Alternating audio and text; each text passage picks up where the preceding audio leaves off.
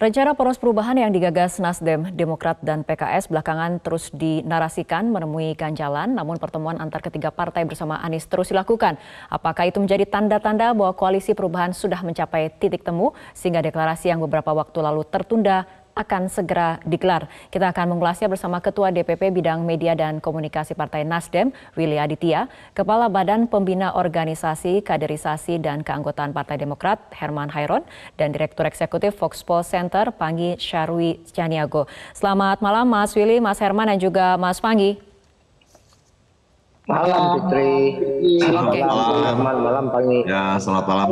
Baik, saya akan awali usai jeda. Kita akan banyak membahas ataupun berbicara soal capres hasil survei Foxpol, di mana Anies Baswedan memuncaki elektabilitas capres pilihan publik dalam kategori top of mind. Apa saja faktornya? Kita ikuti jawaban dari Mas Panggi, tapi kita ikuti jeda berikut terlebih dahulu. Pemirsa, kita kembali lanjutkan perbincangan Mas Panggi mengenai hasil survei dari Foxpol, di mana Anies Baswedan memuncaki elektabilitas capres pilihan publik dalam kategori top of mind. Apakah ada faktor-faktor yang kemudian mempengaruhi responden?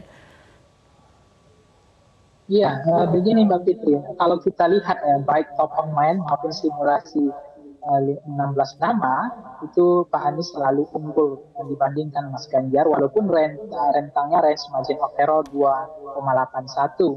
Tetapi di simulasi 10 nama misalnya Mas Ganjar lebih unggul. Tetapi itu tetap masih sangat kompetitif, masih sangat dinamis, artinya masih di range margin of error. Jadi itu. Yang kedua adalah Mbak Fitri, apa faktor-faktor yang menyebabkan elektabilitas Anies cukup kompetitif dan cukup menjanjikan dan potensial di hasil temuan Foxpol kali ini lebih unggul misalnya di soal baik top of mind maupun di elektabilitas tertutup 16 nama.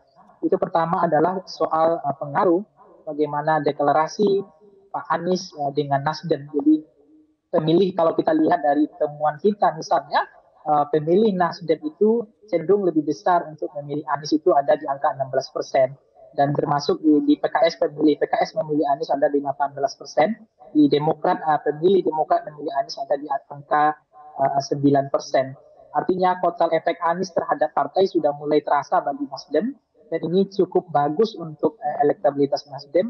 Dan ini juga belum tentu, bagaimana kan Mas Ganjar sebagai calon presiden juga belum dideklarasikan di PDIP. Jadi pengaruh deklarasi kemarin, itu temuan kita menunjukkan bahwa pengaruh Anies dan Nasdemnya itu sangat ada korelasinya. Nah, yang kedua adalah faktor-faktor yang menyebabkan kenapa Anies lebih unggul di dalam simulasi, tetapi masih kompetitif dalam konteks ini adalah bagaimana kemudian Pak Anies dianggap sebagai gubernur berprestasi di dalam pilihan publik. Kalau kita tanya apa yang tertanam di benak publik tentang Anies bisa dianggap sebagai gubernur berprestasi. Nah, gubernur berprestasi termasuk dalam pendekatan perilaku pemilih yang rasional, dan itu ada di wilayah Jawa Barat, termasuk di Jawa, itu cukup bagus. Nah, kalau Pak Prabowo dianggap yang tertanam di benak publik adalah yang tegas, yaitu sosiologis. Kemudian Mas Ganjar adalah yang dekat dengan rakyat, termasuk kepada pendekatan yang psikologis. Nah, itu yang kedua. Nah, faktor yang ketiga, kalau kita lihat, ini faktor ketika ini belum disimulasikan, baik kita simulasikan begini Mbak Fitri ya, ada 4 model simulasi kita, simulasi 4 pasangan calon presiden, kedua simulasi 3 calon presiden, dan simulasi 2 calon presiden head to head. Nah, dari temuan kita, bagaimanapun pengaruh ketika wakilnya diganti posisinya, itu sangat mempengaruhi elektabilitas Anies dalam simulasi ini. Misalnya Anies AHY itu unggul di simulasi 4 pasang calon presiden itu hanya 1 kali kalah kalau kita uji di dalam, dan ini positif ketika kita uji dalam simulasi. Dan di dalam simulasi 3 nama calon presiden, Anies kalah 2 kali oleh Mas Ganjar, tetapi calon potensial